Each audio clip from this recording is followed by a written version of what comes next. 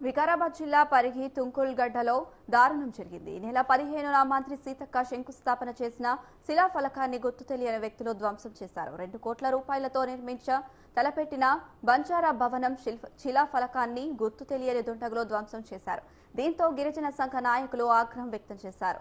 ఇది ఆకతాయిల పనా లేక కావాలని ధ్వంసం చేశారా అనే కోణంలో పోలీసులు దర్యాప్తు చేపట్టారు. శిలాఫలకాన్ని కాలితో తన్ని ధ్వంసం చేసినట్టు ఆనవాళ్లు ఉన్నాయని గిరిజన సంఘ నేతలు మండిపడ్డారు.